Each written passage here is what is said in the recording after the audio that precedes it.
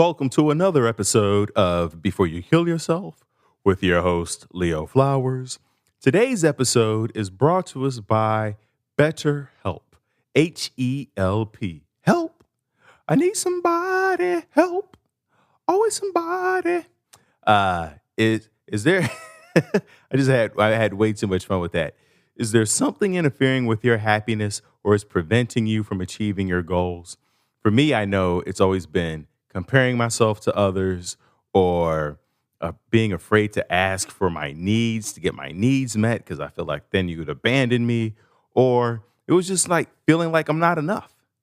The service BetterHelp is available for clients worldwide. BetterHelp will assess your needs and match you with your own licensed professional therapist, and you can start communicating in under 48 hours. You can log into your account anytime and send a message to your counselor. You'll get timely and thoughtful responses. Plus, you can schedule weekly video or phone sessions so you won't ever have to sit in an uncomfortable waiting room as with traditional therapy. Hear it from a review written by BetterHelp user CH after counseling with Dr. Carmen Velasquez for 2 weeks on issues concerning depression, intimacy-related issues, self-esteem, and ADHD.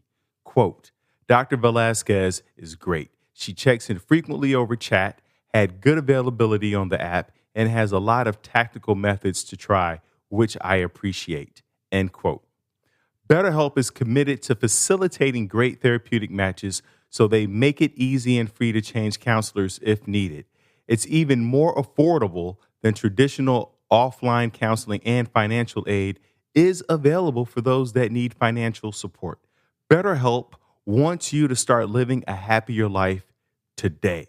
Visit betterhelp.com/Leo. That's right. BetterHelp.com/Leo. Always wanted that little slash before my name. Now I have a slash. That's HELP. And you can join the over 1 million people taking charge of their mental health with the help of an experienced professional. In fact, so many people have been using BetterHelp that they are recruiting additional counselors in all 50 states. I also have a special offer for all BYKY listeners. You get 10% off your first month at betterhelp.com/Leo. I just love saying the /Leo. Again, it's better, HELP/LEO.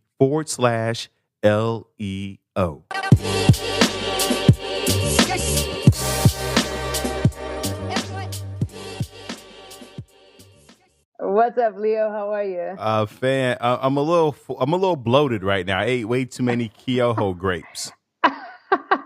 That'll do it to you.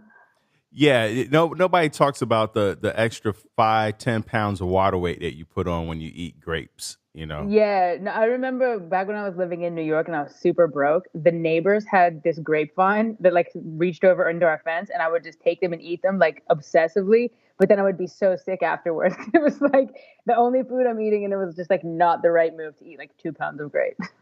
Oh my God. I missed a show once because I ate 2 pounds of grapes and I had Yeah. the worst bout of diarrhea Yeah. for an hour. And I felt so bad. Yeah. Oh man, not the wise move. I've grown and learned since then, thankfully. Yeah. I mean, you used to live in New York. Now you're in California? Yeah, I'm in LA now as of the past 2 years. I was a bit bi-coastal for a while, but I spent most of my formative adult and career years in New York.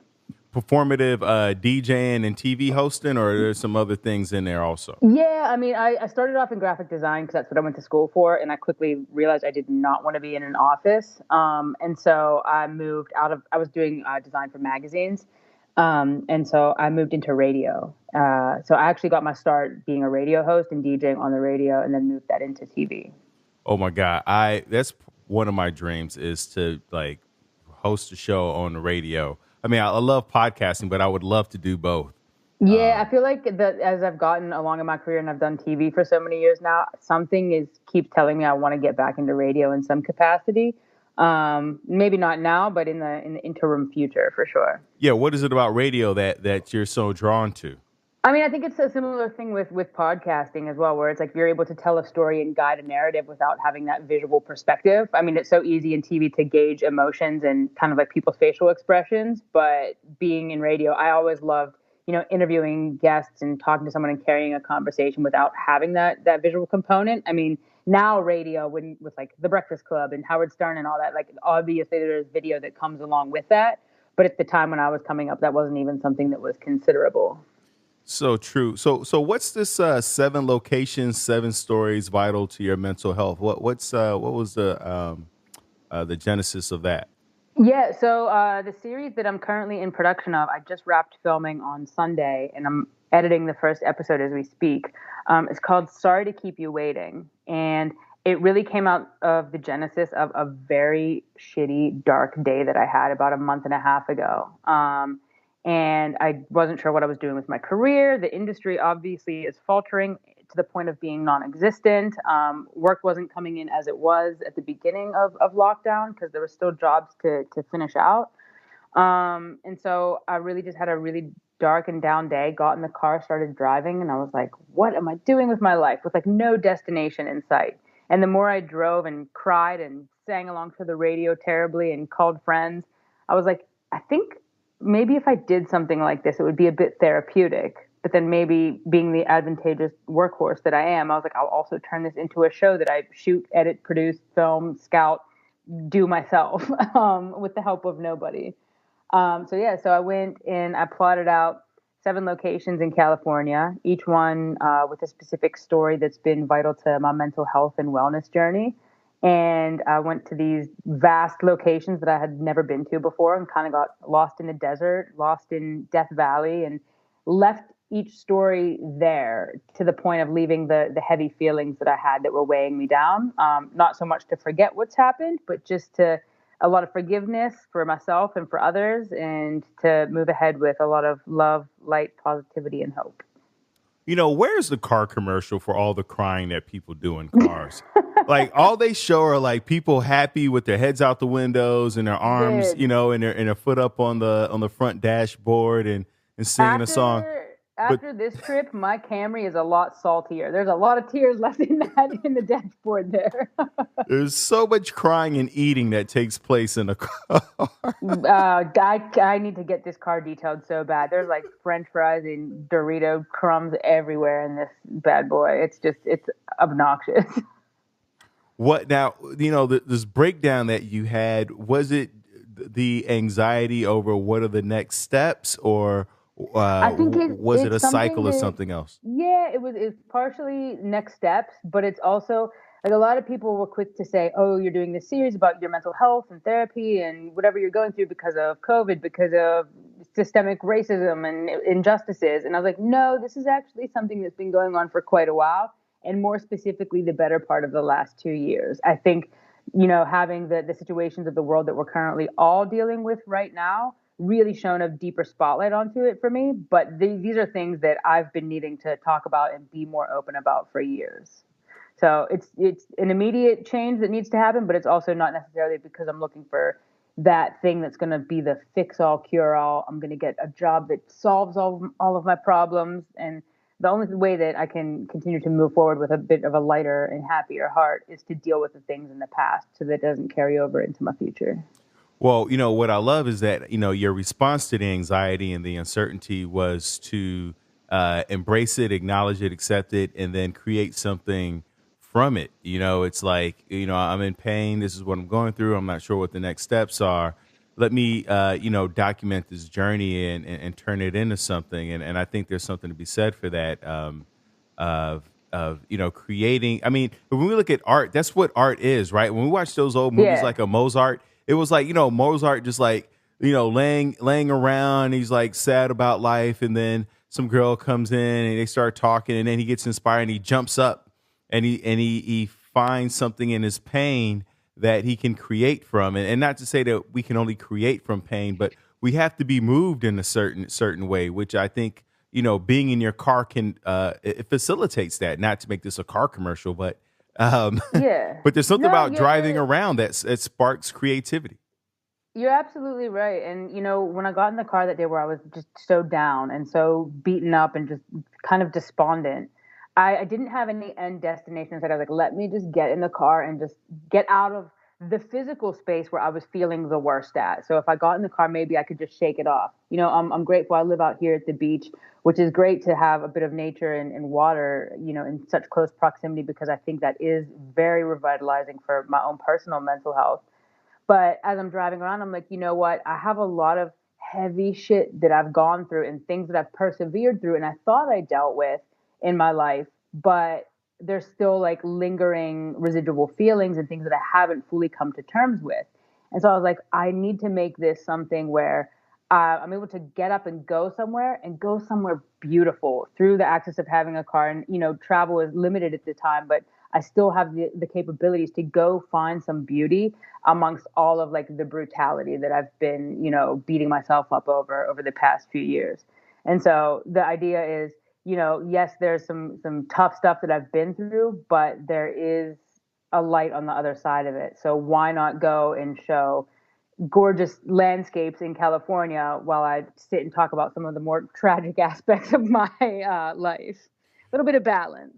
No, I love that idea if you have to get out that physical space. I just read this book called Triggers, and he was saying, one of the primary triggers, and when we first of all, when we think of triggers, it's not always to be triggered to like a negative emotion like Yeah. anxiety, fear, but we can be triggered to do something fun or playful or exciting. But he talked about the impact our environment has on us, and if you're in a situation right now where you're feeling a certain way, when we change our environment, i.e., hop in your car, go for a walk, Yeah. fly somewhere, or just even go to another friend's apartment or another place or a farmer's market. Just changing your environment changes how you feel and interact with the world. So it's good that you recognize that. It's something so simple too as like the environment of which we choose to position ourselves in, whether that's the people you speak with, the actual physical space you're residing in, or even for me, it's like the music I listen to. That is an environment which I have the capability to change. Because if I put on the songs that I know are gonna emotionally wring me out, I will feel that way for days. But I can also put on like some corny ass classic hair metal or and feel really amazing and rage out and scream for a second and kind of get that out. So it's an environment of everything that we surround ourselves with. And I think I'm only realizing that a little bit later into my journey of working on the mental side of things, because I'm someone who's always had a bit of pride, like I got this, I can handle it, to the point of being so confident it tripped the line into being cocky. And I can fully admit that with a open heart now. But I think it's only because of a matter of a lot of the hills and valleys that I've been through, and I'm grateful for them because it's given me a lot more clarity now. I love that you said that the music you listen to can affect you for days. I think we're not aware of how something we did on Tuesday can affect how we show up to the world on Friday. Whether it's a song, a movie, something we ate. I just found out Yeah. that Wednesday is a hump day because what we did over the weekend is just now catching up to us. It takes that many days for something we did a few days ago. It's like a workout. You work out Monday on your Yeah. glutes, you're not gonna feel that till like Wednesday, Thursday. Yeah, absolutely. It's not a sprint. We're all in a marathon, and if we think of that, and we're putting in a certain amount of energy to get us through a not a finish line, but a destination that is continual. You know, Sometimes the things we experience and we go through are so turnkey and so quick. But I'm playing the long game now, as opposed to like any sort of like immediate gratification, immediate satisfaction, whether that's through work, eating, working out. My mind is now able to operate in a playing field that sets me up for success and wellness down the line as well. And I think that's an important thing for me personally to always remember. I appreciate that. Earlier, you mentioned that you had undergone some heavy shit when Yeah. when you were younger. What was that heavy shit from your childhood that you speak of? Yeah, for sure. I mean, it doesn't even go all the way back to childhood. I think the biggest turning point for me is whenever I went away to college, and I was young, naive, 18, hadn't experienced much of the world at all, came from a very, very small farm town outside of Pittsburgh, Pennsylvania, to the point that like I make the joke, which is not so much of a joke, that we had cows as neighbors because that was the reality of my existence. So my worldview was very limited. And I had gone into my first semester of schooling just very shy, backward, innocent, naive. And a few months into my first semester, I survived a pretty brutal sexual assault. And I didn't speak on it for years because I've just the reporting procedures in place weren't very evident at the time. I mean, it's been quite a few years since I've been in college. Um, and I feel like there was also this stigma around it where there was a lot of self blame and guilt and shame and just not knowing how to process it. So I think that was a really big critical moment for me in which, my views on the world and individuals shifted quite drastically. I think the later effects of that, of finally coming to terms with it, and not only with that instance, but with events down the line of finally coming and speaking up on it and opening up to family and friends, and how people kind of took the information and made it their own and they made it their problem, was something that was like almost like a second brutal attack, because it wasn't like I wanted to own this. As fucked up as that sounds, like this was my thing. I came to you and I'm vulnerable and telling you about something, and for you to go and express that upon to the world when I'd asked for a certain bit of privacy and understanding and trust and compassion, it was a bit of a tough uh, thing to kind of take on. And so I was mad for years. And I think that's a reverberating thing that people didn't really see a lot, because on the outside, not only as a TV host and a public facing figure, just in general in like friend groups,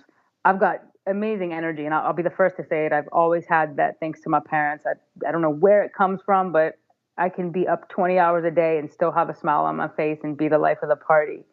But deep down, I was mad, and I chose to be mad for so many years because it was so easy to express my anger towards somebody as opposed to love and understanding and forgiveness. And so that was a big one that is something that I've had to tackle and deal with over the years. And only through I think the course of this incessant and insanely quick, brief, and trip of you know great distances and emotional drainings over the past week, I feel like I finally come to terms with that in a really great sense. And that's not without lack of, a lot of therapy and work on myself over the past few years. I want to go back a little bit. I do want to put a pin in the therapy and you talking to your family and friends and how they responded. Sure. But the fact that you grew up on a farm, Yeah. I to me it resonates because for selfish reasons, I just started a herb garden, and I'm Okay. realizing how hard it is to grow anything anywhere. The amount I should have just had kids, because these herbs are just it's way They're too much. I easier got than to talk plants. to them. I got to play music. Yeah. All the things, and then all these bugs, whatever. But how did growing up on a farm? What did you learn growing up on a farm that you think has prepared you for where you are today? Well, I just want to clarify. So I didn't grow up on the actual farm. It was like the neighbors down the road because it was a very small town. So we did have huge gardens as well, though. Too. Mom has a green thumb like no other. So we did grow a lot of vegetables and plants and fruits and stuff. So we did have that in our nature.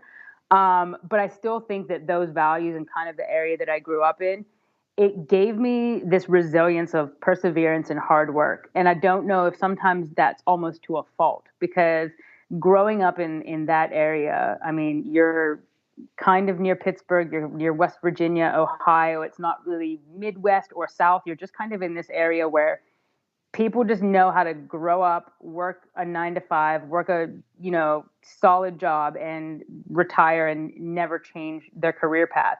So I think for me, it gave me the awareness that this is not what I want to do. But it gave me the installation of a hard work mentality. But I knew that really quickly, I couldn't stay in that area forever. I straight out of college, 2 weeks later, I moved to New York, never having lived there, and had a job straight out of school, just because I knew that hard work and perseverance was going to get me to the hustle point that I needed to go where I wanted to go. And so I think that that's also part of, just my constant drive and passion as well. So those kind of old school farm values were instilled in me as much as I knew that I didn't want to grow up and be a farmer or a farmer's wife. I love that. Now, I asked the question because so many people we all come from different backgrounds, and sometimes we're upset over where we came from, or we hate it or are ashamed. But I find that the empowering question to ask yourself is, what values, what skills, what did you learn that you can use, that you can alchemize into your life, so that you can move forward and be productive and optimal, and or even just find peace. How can you reframe your experiences so that you can forgive and find compassion and move forward? Yeah, absolutely. And I think that it's something that's carried over into my career as well. I've been fortunate enough to work for many high profile networks and work for places that people would die to be at. Um, and I've always been of the mindset, that just because you work for someone else doesn't necessarily mean that you're getting ahead. You're making enough money to get by, but that doesn't necessarily mean you could be, satisfied from a professional level or a personal achievement that you need to have. But at the same time, much like growing up in a space where, I would not have chosen to be born where I was, I would have loved to grow up a bit more metropolitan. I don't regret or like have any like remorse towards anything and any experience that I have. A job that I stayed in too long that wasn't getting me ahead, but everybody else was. A place where I grew up in that I wouldn't have chosen. Like, it's still part of my path, and it's lessons that I've learned along the way. So I can't look at any of that with any sort of regret. And there is educational value in, the places that we've come from and the things that we've endured. So for me, keeping that sort of positive mindset about it, as much as some days you'd wake up and say, "Oh, I hate this town. I hate this job that I'm in." There's not really like a genuine despise for those things looking back on it. There's no regrets in the decisions and choices that I've made. Are you an only child? No, I'm one of four. I'm the second oldest. I've got an older sister and two younger brothers. And I was the first one to like up and leave and get out of like the area and the family. And so not but 6 months after I moved to New York, my older sister moved out. Then my younger brother graduated college. He moved to New York 3 years later. Mom and dad moved from where we were to South Jersey so they could be closer. And then my youngest brother finished college and he moved to New York. And I was like, this totally went the wrong way. I moved to get away from everyone, and now you all followed me here. So I've made the joke with them now that I've moved to LA over the past couple of years. I was like, it's only a matter of time. I was like, who is it first? Who's coming to move out here now? Because y'all can't seem to stop following me. Well, that's good. Like you've always been a trendsetter, clearly. I suppose so. I don't know. I guess, I mean, New York's slightly more attractive than Sutersville, Pennsylvania. Now, but what about in high school? Were you like were you the cool kid? Were you the trendy kid? I I was a would imagine it jock, was a but I was also small school. I was a jock. I was the class clown. I ended up going to college on an athletic scholarship because I was a badass at lacrosse. So I went to school for that. But I was always big in sports. But I was the one who like floated from group to group. I still did the yearly school musicals, but I was also in the choir, and then I was, in all the sports teams. But I was the one who would like act out in class. Like, it was a really small school, and I feel like to an extent, I didn't really fit in and belong there. So I just tried to fit in with everybody. I mean, my school, like I said, we grew up in such a small town. There was like drive your tractor to school week, where like kids instead of driving their car would drive their tractor and park it in a parking lot. So like that was kind of like the limited view scope of the individuals that I was, you know, collaborating and coordinating with as friends. But for me, I was like, I don't like country music. I don't really even like certain pop and indie that much. And I would like beg my mom for like rap CDs growing up. And I feel like I came out of nowhere as much as I came out of that very specific place because I just knew that growing up, I questioned things a lot. And I also wanted to expand my knowledge of things outside the realm of what people knew from where I grew up because it was like, You grow up, you go to high school, you probably date and marry your high school sweetheart, have 3 kids, and you never leave the area. And I knew that that wasn't for me in like the very immediate sense. Oh my God, when I meet people like that, there's a part of me that's envious of like how early they and not to use settled as a derogatory term, but how early they just are like, all right, this is what I'm doing, and this is what the rest of my life looks like. Where I'm like you, like I'm still getting in the car, driving and crying and singing and trying to figure stuff out and trying to find beauty amongst the brutality. Yeah, absolutely. And I feel like I said, I've always had that kind of spirit in me, even as a young kid, just kind of questioning things. Like just because someone tells you that this is what things are supposed to be, that doesn't necessarily mean I have to subscribe to that mentality. I grew up raised Catholic, very conservative, went to a Catholic elementary school, and I remember being like in year 2 or 3. And now I'm a very spiritual person and I do have a certain sense of religion about me, but organized religion for me just doesn't work. So sitting and reading certain Bible verses and being told stories and, obviously certain parables of like there's exaggerations to kind of get a point across. But as a young kid, I remember being like 8, 9 years old and the teacher's telling a story about, loaves and fishes and this miracle of magic that happened. And I raised my hand and I said, this is bullshit. And got in a lot of trouble because I was questioning it in the sense that like, give me the real, like what's actually happening here. Like, let me learn something that you're not just dictating to me from a book and just regurgitating back to me. Like I was all ready to have like debates and question things and have opinions from a very young and early age. So I'm very grateful, like I said, in the sense of like because I grew up so almost restricted by community and schooling and whatever it was, that it almost forced me to start questioning things at a very young age. So I'm like I said, no regrets. I'm very grateful for the experiences that I've had. What now? Being opinionated, usually one of the parents are a teacher or they're a debater. What did your parents do? Mom was a nurse before she got pregnant with my older sister, and then she became just a stay-at-home mom. She does work in the schools now with kids with disabilities, but that's only been a later in life type of thing that she's gone through. And then dad has been in media and TV as well on the ad side for a number of years. But I feel like I said, I don't know that it really came from either of them. I've always felt a bit different in a really good and healthy way. Like I just at certain times I was like, if my parents one day came to me and said that I was adopted, I would not be mad because I feel like I'm not part of them in that capacity. And I say that with love, caring, and understanding and compassion for the things that they've gone through and the decisions that they've made. But I feel like I don't know. Like I feel like an alien sometimes. Like I didn't look like, I don't sound like, I don't act like anyone I went to high school with. I don't, have the same mentality. And I have like I think it's part of being a creative as well too from a very young age. Like my mind just works a little bit differently. And I'm truly grateful for that because it's gotten me to points that I'm at now and it's gonna get me to places where I'm not sure where I'm going yet. Playing lacrosse, I played high school and college football, and I had to put on so much weight. I had to put on about 50 pounds just to compete at the college level. And I Yeah. don't, I didn't know a lot of lacrosse players in college, but being a woman, being an athlete, being competitive, were there eating disorders that developed, or were you able I to just mean, be the same? I put on 50 pounds just because I drank and ate too terribly in college.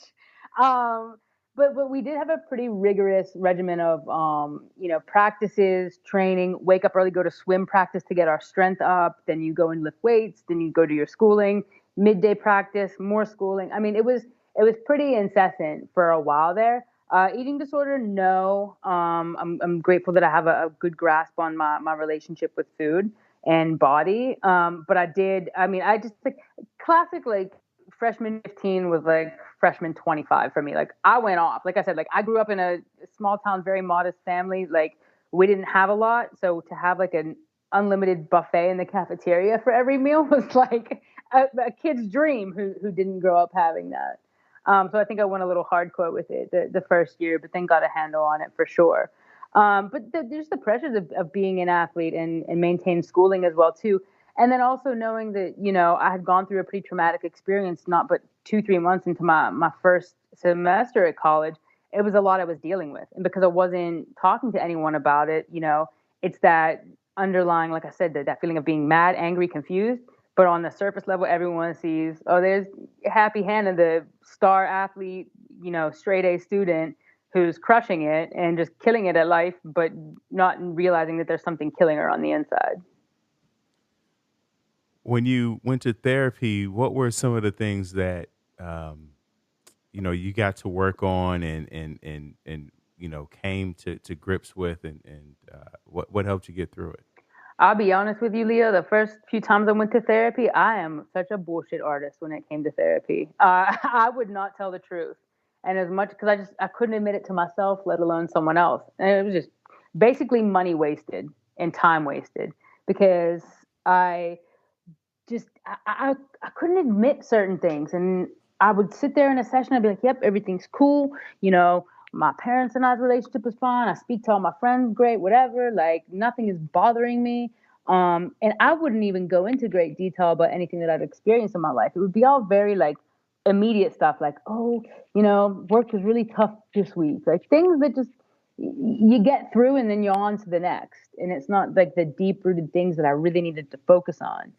And I think really having been able to take a step back, and like I said, I'm grateful for the challenges that have been placed in front of me. And only within the past 2 years of going to therapy and coming out the other end of a pretty dark depression for 2 years, have I been able to fully open up to therapists in a way that,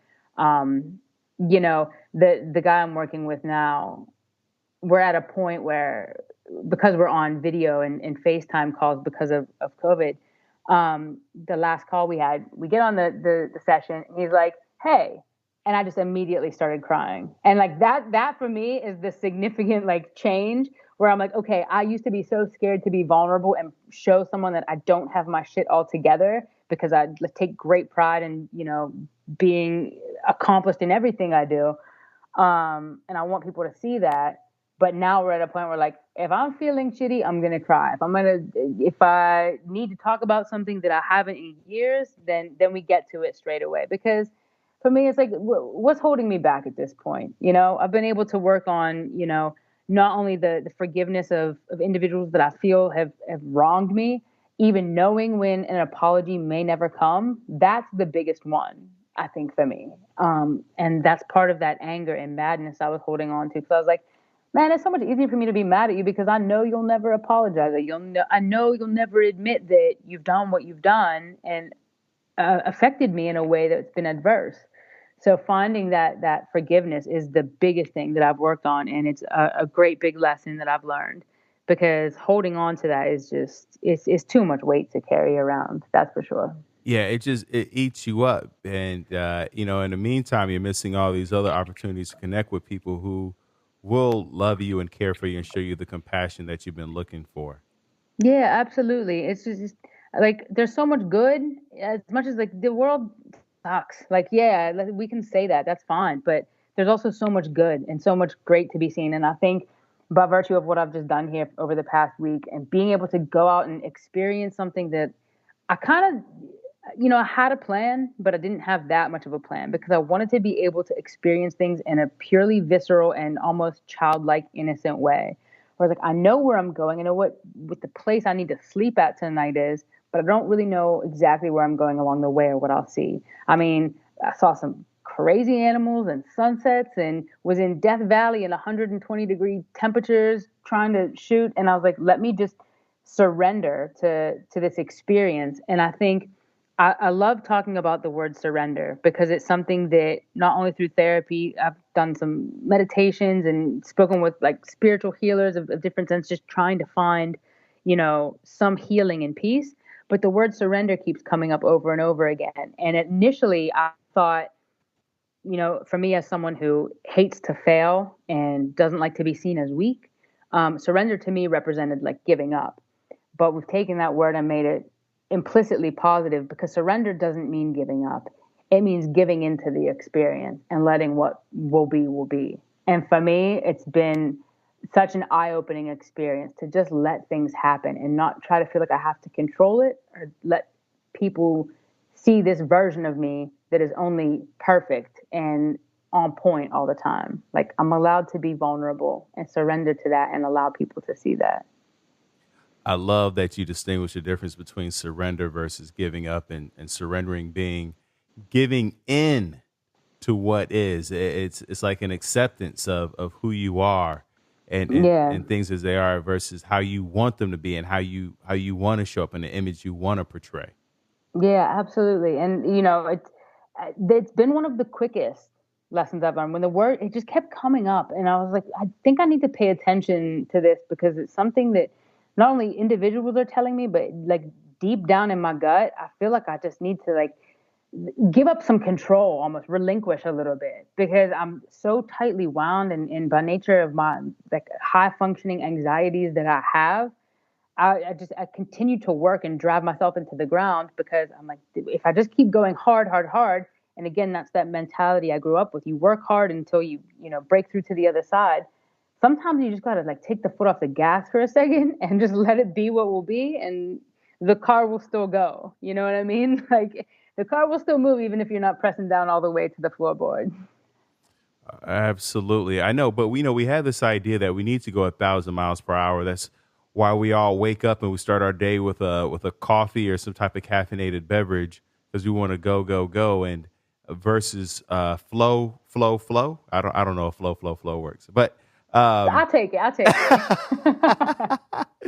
but even for me, like I have to fight that urge. This past week I've been fighting the urge to drink caffeine in the morning because I'm like, Yeah. why do I feel like I need to be revved up to start the day? I want my day to have ingredients in it that excite me. I want to be Yeah. excited about what I'm gonna do for the day, and that adrenaline. It's like, like I didn't need caffeine in, before the first day of school. That Yeah. night before like you couldn't sleep. You had your clothes all laid out. You were excited. You were up before the alarm clock. You were ready to You're go. stoked. Yeah, I feel you on that. Like, I think too, even just this week alone, like I said, coming off this road trip, I mean, I put myself through it. It was intense. 7 cities, 7 days, and each one with a very like heavy, deep emotional story attached to each, driving from place to place. So coming off of it, I'm only 2 days out of it now. The past 2 mornings, I've woken up at 5 in the morning, Leo, just jumped out of bed, ready to start editing, ready to have these conversations about it because I think finally now because I've been able to open up and be vulnerable in this capacity. Like I don't need something to force me to get out of bed. I just want to get out and just start doing. I want to live this truth that I just went through and share that with others. And I've been searching for this for such a long time, and it's something that I've really struggled with, of just really defining this passion in a way that just feels authentic. And now, like I said, I've been up since 5 a.m. today. Like, and I'm still going, and I'll go till about midnight tonight, just nonstop, because I'm so excited and I'm so invigorated by it. And I do feel that, the ingredients of my life are the things that are nourishing my passions now, and it's not caffeine for once. Even though no knock on caffeine, it tastes I mean, very I'm good. probably gonna. Let's be honest. I'm gonna have a coffee in like an hour. Let's be clear. Oh my God, you're gonna have a coffee at 4:30. Oh yeah, know what? Yeah, you're gonna be up until midnight for I told sure. you, my man, I'm up till like midnight, and for some reason it doesn't affect me like that. Like when I pass out, like dude, I am out. Like even if I only sleep 3 4 hours a night, like it's a solid sleep. So I'm good on that front. The seven cities. Tell us about the first city and what did you discover about yourself in that first city?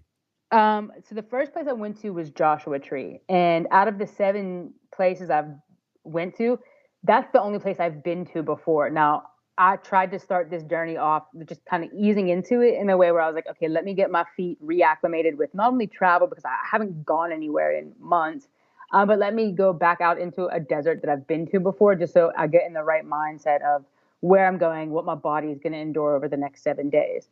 I went to Joshua Tree and I ended up booking this Airbnb trailer in the middle of nowhere. I mean, it was just hilarious what the accommodations were. But visually, it made for great footage. So I was like, let me do this and let me put myself in a situation where I might feel a little unsafe and unsettled, but also just fully commit to the experience. So the thing I learned about myself in that space, for the most part, was that nighttime is not so terrifying if you just kind of embrace everything that you're hearing and seeing. Had quite a few critters and snakes come and join my party that evening, so that was a really big experience for me. I'm not someone who does well with the slithery creatures, but made some friends with them, and we made it through on the other side. So not so mad at that experience. When you say join the party, like they was up in the trailer with you, or you opened the door and it was like I mean, some little rattlesnake I was hanging out. sitting outside. Yeah, I had say it in the most polite way possible. A snake came and kissed my toe. Yeah, definitely came up, and I know enough about nature and wilderness, and having spent enough time in it, what is safe and what is poisonous and what is not. And it was a non-poisonous guy. So yeah, he came to hang out. I was sitting outside capturing some night sky footage, and just, had the shoes off, and I was like, okay, that just happened. In any other capacity, I would have freaked the hell out and jumped up and made a scene. But I was like, what is he gonna do to me right here? Like, I'm fully safe. Like, I know what I'm doing, and just again that moment of surrender and just giving into what was happening in the moment. I'm glad you said nighttime is not that dangerous because so many people suffer with insomnia, or Hmm. they have PTSD where nighttime is not has not historically been a good time for them, and it takes a while to unlearn from our past experiences, and sometimes we have to do something extreme like rent a trailer in the middle. I don't even know if I would feel safe enough renting a trailer out in the middle of Joshua Tree, but hats Yeah, off. it was an interesting experience. I mean, I'm not gonna lie. I've had pretty exquisite travels, and I'm very grateful for that over the course of my career. I mean, if you want to wake up on the banks of Lake Geneva in Switzerland, I can check that box. I mean, I've stayed in some pretty amazing places. So I've become quite a bit bougie in my travels, but for purposes of this experience in this series, I was like, let me just fully commit to the land and the experience, and I can easily book the Ace Hotel in Palm Springs, but I can also just fully be on the land, and like we're talking about environments, surrounding myself with all that's around me and finding the beauty in all of this. Yeah, because it also makes you appreciate both, right? It's like if I'm always in a 5-star bougie hotel, then it kind of becomes the same. It's like I don't want steak every night for dinner. Let's Yeah. mix it up. Let's get some Taco Bell. All right, maybe not Taco Bell, Dude, the but amount of gas station meals I ate on this trip, let's be honest. I think that's one of the biggest lessons learned is I could probably do that a little bit better if I were to do a journey like this again. I think today's Wednesday. I've been back since Sunday night. I'm only starting to feel normal now, I think. I was gonna say it's like being in college all over again, right? Starting to put on that. Kind of. I mean, I probably ate better in college, let's be clear. I was definitely in some areas that were a bit suspect, and just yeah, it was the food choices were not amenable, but we made it through. I knew I and I knew it would be like, it was like a week, so it could have been worse. And what was the last city you went to, and what would you learn from that? The final one I went to, and I plotted it out specifically because I was like, let me go find the ultimate beauty and like a bit of peace and relaxation. I went to Big Sur, and so going there, the beach, the water, the landscape there is tremendous. Just the drive all along the coast, because I came from San Francisco down to Big Sur, which is a bit of a trek. Um, so I purposefully and decidedly made that the last stop on the journey, and I haven't told anyone this yet. I don't know when this is airing, but I filmed something without anyone knowing at the very end of the trip, because in this moment of great surrender and not only facing, and conquering certain fears and challenges I've had in my life, I also have an incredibly paralyzing fear of heights. I can barely climb a ladder. I hate roller coasters, but I've always attested that maybe one day if I decided to jump out of a plane, I wouldn't have this fear anymore. So, impromptu on the drive from Big Sur back home to LA, I booked a skydive and filmed that as the last kind of leap of faith moment of this series. So I'm happy to share that with you and let you know that that was the big moment of beauty to kind of bring it all to a close. And you're still scared of heights. Oh, I'm fucking terrified. And but you know what? I honestly, I don't know if you've ever been, but the feeling is indescribably amazing, and it's not really that scary.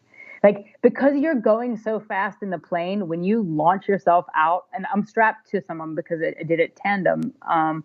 You know, you're going at the same speed as the plane, so it doesn't really feel like you're falling whatsoever. So you're in free fall for a good 60 seconds. And the toughest part is when the parachute opens and your body goes from 120 miles per hour to 10 miles per hour. So the actual falling and jumping out was not terrifying at all. And I can't express that enough. It's such a weird, like, thing to even think about.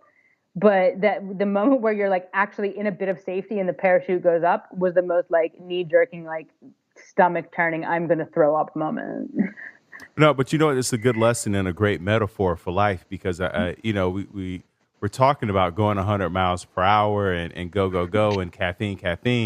And it's so Yeah. hard to go, go, go and then go to sleep. Like, and a lot of us try to do that. We think we can just, you know, boom, boom, boom, boom, boom, boom, boom, and then lay down and expect to fall asleep immediately. And it's jarring on the body. It's why, you know, we Yeah. always talk about having a bedtime routine and a sleep routine, things that you have to, you know, have to slowly land the plane. You don't crash it into a side of a mountain. Right, right. It's Well, the same thing we were saying about the sprint versus the marathon. You know, you sometimes that immediate gratification of a hit of caffeine or landing a plane immediately, that's not the thing that's going to serve us well in the long run.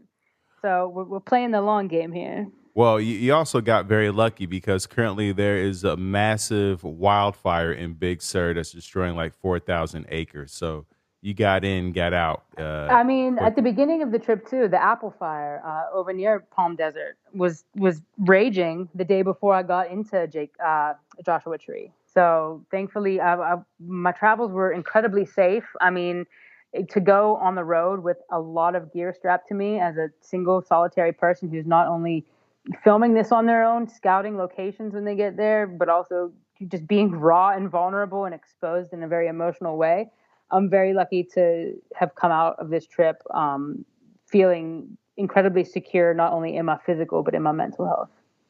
Absolutely. Now, is there anything else along your mental health journey that you like to share with us that we haven't talked about yet? I think a lot of it, you know, it's going to be seen in this series for sure. But I think the biggest thing for me is that destigmatizing any idea of taking care of your mental health is so important to me, and I've learned that not only through the course of my journey, but especially over the course of just putting this project together. You know, I took this upon my shoulders and I crowdfunded this, and I know it's an incredibly difficult time to be like, oh, give me money because I want to go on the road and have this pleasure trip, seemingly. But that's not what the intention was at all. It was, yes, I'm going to fund part of it, but I'm also giving a great big amount back to charity. And the amount of people who showed such support, not only with dollars, but with social shares, love, messages of support, and sharing stories as well too, that they're like, you know, I would never talk about this, but I feel like because you're shining a light on it, that, you know, I feel like I have a safe space to speak on the things that have affected me. I think that's been the most rewarding thing, especially when it comes to my own, you know, path and betterment to wellness and mental health, where it's like, you know, the more I speak on it, the less I feel burdened by the things that I have in the past. But again, the more I speak on it, you know, if it impacts one person and they have the capacity to feel an iota of the strength and encouragement that I've felt over the past few years, then that is an incredibly successful accomplishment for me. And you know, when we talk about speaking on it for the listeners, and this is just from my own experiences, I found that because I actually am not a big talker, Hmm. and so journaling is my way of saying all the things that I want to say and Yeah. feeling some relief from that. So for the listeners out there, it's about finding your way of expressing yourself, whether that's through, some people, run these ultra marathons and that's their form of expression. Some Mm-hmm. people talk to a therapist. Some people go on long road trips or they journal or write books, but it's about finding or dance, there's so many ways to express what you're feeling. Is it doesn't always have to be verbal. It doesn't always have to be with a therapist or a coach or, even though I would say go to thrivewithleo.com for one-on-one Mm-hmm. coaching with yours truly. But the point is that there are numerous ways to express yourself, and it's about being creative enough to explore those different ways. It could be cooking. Yeah, absolutely. And I think that's one of the things I want to express too, not only, and I keep reiterating it through the series, but with you as well too, is that, what works for me doesn't work for everyone. And that I am not the expert on mental health. I am an expert on my own personal journey into wellness and betterment. I've tried everything. I've done hot yoga and meditation and guided talks with a spiritual healer in a pink Himalayan salt cave. Like, and this shit didn't work for me. But I know that for me, a certain regimen of therapy, getting into nature and getting into water for me are the things, and working out. I'm a diligent, like 6 to 7 day a week workouter. Those things for me are the things that help get me in the right frame of mind. And it's part of what I wanted to express with this docu series as well too, is that during the course of the 7 days leading up to it, during and even after, I still was going to therapy sessions. Like I would go film an episode, sit in the car, and get on the FaceTime and have my weekly session with the therapist, because I know that I'm not the expert on it, and I can only speak from a place of what I've experienced. But knowing that I'm showing and expressing to the world that there are ways in which you can get help and support, and that there are resources available, is really important to me. Yeah, I'm glad you mentioned that, you're able to transition from, in person to video because, that's the world we're in right now where Yeah. there's not office appointments anymore. And it's beautiful that you're also expressing that you still feel like it's as effective as being there one-on-one, because some people have hesitations about that. Even more so for me, because like I said before, like I was not being honest when I would go into a therapist's office, and for two reasons. One, it's expensive, so I felt like this is such a waste. Like there is this idea that therapy is a luxury item almost because it costs so much. So I was immediately kind of turned off to it when I first started to go years and years ago. Secondly, when I would go into a room, I'm like, this is already a second burden. Like I want to go about my day. I don't want to have to sit in a room, and like my take on it was that it was like an inconvenience to my life somehow. For some reason, and I started doing video therapy quite a bit before lockdown began, even. For some reason, that helped me be a bit more honest. It took me kind of out of a space where I maybe felt uncomfortable going into a therapist's office. I could be in my pajamas, at home, in bed, in my office, whatever I'm doing, in my car some days. And it felt like it didn't interrupt my life. So for some reason, it even worked in a much more tremendous scale for me using the video chat. I love that. And then you talked about getting out in nature, being in water, going to therapy, movement, Hmm. exercise. Is there anything else that's part of your daily routine of self-care? Well, the working out for me is crucial for sure. I can wake up with anxiety, and a lot of times for me, it's just a lot of kind of unprocessed energy. It doesn't matter what I've eaten, how little or how much I've slept. I can wake up and feel like I could run 3 marathons in a row. So I need to go and get that out, just because it kind of electrifies my entire body, and I can't make any proper decisions until I kind of exhaust myself, and then it gets me kind of back to a level starting playing field. So working out for me in a consistent fitness regime is paramount to my mental health. That's for certain. Water as well. Getting into water, being around it, hearing it, listening to it, whether it's rain sounds to sleep to. I live at the beach here now, so I go out to the sand and the water 2, 3 times a day if I can, if I need to.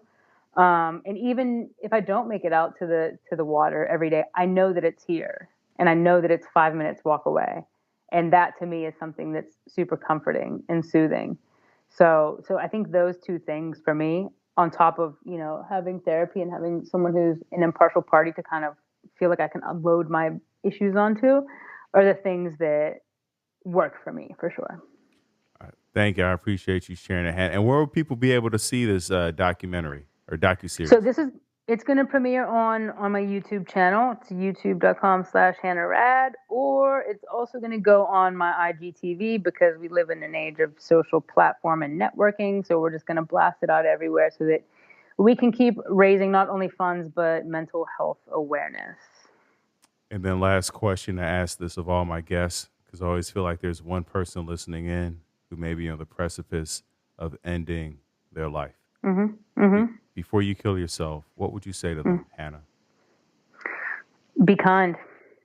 Be kind to yourself and look for the kindness in the world. For me, I had a decision to make at one point where I thought I wouldn't be here anymore. And someone showed me a kindness, and it was a very random, rare chance occurrence. And I looked at it and I took that with me, and I've carried that through with me to today. And it's something I address quite heavily and quite deeply. Episode 3, it's a big one, a big moment of love and kindness. I love that. Thank you so much, listeners, for tuning in. Remember, this podcast is not a substitute for you going to get help. For you, getting on Zoom with your therapist, or going for a nice long drive out into the wilderness, and crying in your car, and eating and singing all those horrible car songs that we sing. Or just journaling, or just reaching out and being proactive. We have to make the first steps in our mental health journey, whether it's going to 7 cities or one city, or going to our next door neighbor. Change our environment, and that's how we can start changing ourselves. You can always go to thrivewithleo.com for one-on-one coaching with yours truly. Let's get to tomorrow together. Thank you so much, Hannah. Thank you. Remember, today's episode was brought to you by BetterHelp. BetterHelp is not a crisis line and wants you to start living a happier life today. If there's something interfering with your happiness or preventing you from achieving your goals or feeling connected, go to betterhelp.com/Leo now. Enjoy your 10% off and start moving closer to happiness and thriving today.